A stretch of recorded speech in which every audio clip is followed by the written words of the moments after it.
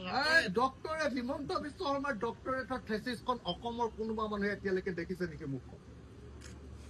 মই গুৱাহাটী বিশ্ববিদ্যালয়ত কিমান দিন বিচাৰি গলো, গুৱাহাটী বিশ্ববিদ্যালয়ৰ লাইব্ৰেৰীত চবৰে ডক্টৰেটৰ থেচিছখন আছে, হিমন্ত বিশ্ব শৰ্মাৰখন নাই। গুৱাহাটী বিশ্ববিদ্যালয়ৰ মই পলিটিকেল চায়েন্স ডিপাৰ্টমেণ্টৰ প্ৰফেচাৰ হেড চবকে সুধিছো, বোলো হিমন্ত বিশ্ব শৰ্মাৰ থেচিছখন মই অকণ পঢ়ি চাব পাৰো, সেই ডিপাৰ্টমেণ্টতো থেচিছখন নাই। আটাইতকৈ ইণ্টাৰেষ্টিং কথা, ভাৰতবৰ্ষৰ সকলো থেচিছবিলাক ৰখাৰ কাৰণে এটা ৱেবছাইট থাকে, পৃথিৱীৰ চবৰে আপোনাৰ থেচিছৰ ৱেবছাইট আছে, ৱেবছাইটৰ থেচিছ আছে, কিন্তু হিমন্ত বিশ্ব শৰ্মাৰ থেচিছখন ৱেবছাইটতো নাই। ভাৰতবৰ্ষৰ একাডেমিক জগতত যিটো ৱেবছাইটত থেচিছবিলাক থাকে,